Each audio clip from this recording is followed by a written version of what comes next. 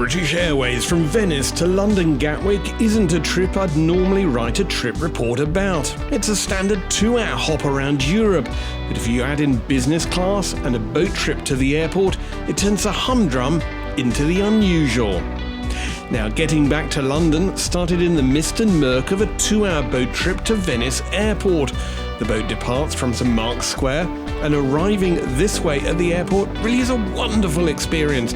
It's almost a shock to glide past the runway on the water and then walk into the very modern airport terminal. It was built just a few years back, and here you can see the boat dock where the boats from Venice arrive. That's certainly unique. The airport terminal itself opened in 2002, but it's already at full capacity. In midsummer, it really seems to burst at the seams. But at midday on a cold, wet Tuesday, just ever so slightly more civilised. Now, I went to the machine at the airport to print my boarding card, and it informed me there'd been a seating change. I was turfed out of row 1 and instead dumped all the way back at row 8. Yes, it was a very busy business class flight. Now at Venice, British Airways used a generic Marco Polo lounge, which had a revamp last year. It isn't too bad at all. Indeed, the only major problem is that it's used by every airline under the sun. And when the 2 main long-haul airlines at the airport, that's Qatar and Emirates, have departures at the same time, it's absolutely crammed with passengers. The food in particular was very good in the Marco Polo lounge. It's known as the land of the pastries, and so it proved. Pretty much every food that you can cook, and quite a few that you really hadn't come across before, were wrapped in fluffy pastry and expertly cooked. Now that's our British Airways flight, a narrow-body Airbus for the short hop to London. The lounge itself seemed large and luxurious. It was clearly designed for self-service with tight rules about the bar, and that means that there's a rather strange rope at the end of the food counter where the self-serve bar fridge is, and you have to ask the assistant who's waiting there for Prosecco. At the end of the lounge there's a lovely conservatory so you can get some fresh air and admire the views over Venice and indeed the runway.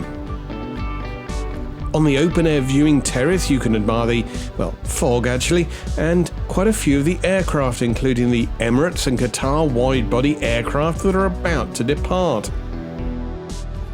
And after a bit of a scrum at passport control, there were more queues to board. Indeed, there were more people queuing up in the priority lane than in the normal lane. On our seatbelt policy for British Airways, whenever the seatbelt signs are illuminated, we kindly ask that you return to your seats and you keep your seatbelt securely fastened. I got to experience British Airways' new retrofitted black leather seats. They're much more pleasant than the old ones and also come with a small tray in between the seats which acts as a cocktail tray. There's of course no Wi-Fi and no in-flight entertainment other than the moving map. But you do get to enjoy the great views of Venice as we depart and then fly through the mist and fog and murk high over the Alps. For the meals, the variants at Gatwick are slightly better than the Heathrow options. Now the British Airways have increased the size and quantity of in-flight meals around Europe. I had high hopes of a hot dinner on board. However, once again I got to enjoy British Airways' new afternoon tea service. Drinks on the short-haul business class British Airways Club Europe flights are of course still free, unlike all the way back in economy. Cocktails were free-flowing, so I kicked off with a Bloody Mary before the meal service began. On behalf of the cabin crew team, we do wish you an enjoyable flight. So it's time to dig into the delight of British Airways' selection of 2 open sandwiches. Now, they aren't too bad. There's a cheese one with a bit of dried out cheese and lettuce, which had seen better days, and one with a dollop of tuna and a thin smear of pesto. It even has a tomato on top. There's also a slice of coconut impossible pie. In case you don't know what impossible pie is, I do recommend looking it up. There's also a French macaroon. This was one of the best parts of the plate, with a delicate meringue-based confection made with plenty of granulated sugar. You could really taste all that granulated sugar crunching between your teeth. Now it's very good, but not quite what I was looking for in terms of an evening meal. There was a tub of strawberries and indeed blueberries, and a warm scone with Cornish clotted cream and strawberry jam.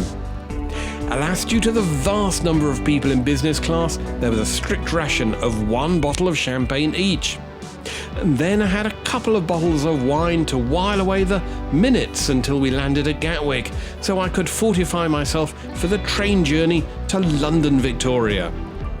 Now, British Airways at the moment have got a fairly pleasant Sauvignon Blanc from New Zealand, from the Lighthouse Winery. And drinking it, I could almost believe I was at the vineyard on New Zealand's Banks Peninsula, instead of fumbling for an Oyster card to get the train back to Croydon.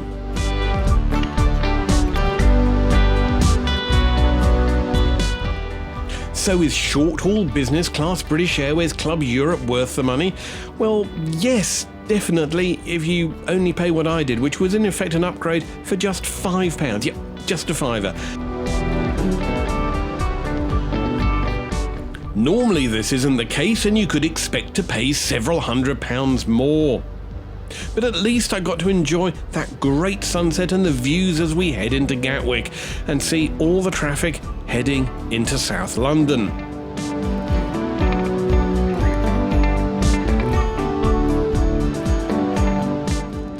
But consider this, for the money, Flying Club Europe on British Airways brings free drinks, a snack, I can't really consider it an evening meal, and lounge access, plus a full serve of frequent flyer miles and tier points.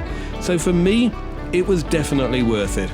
As for the flight itself, well, yes, it was relatively humdrum. We landed in the rain at London Gatwick right on time, and only a few minutes to go through passport control before I was out of the terminal and heading onto the train into central London.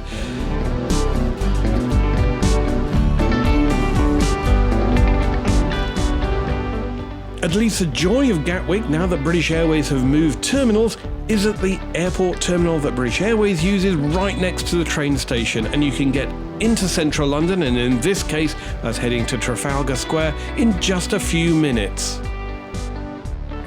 So would I travel on British Airways again? Well, yes, but I'd hesitate about paying full price for the ticket.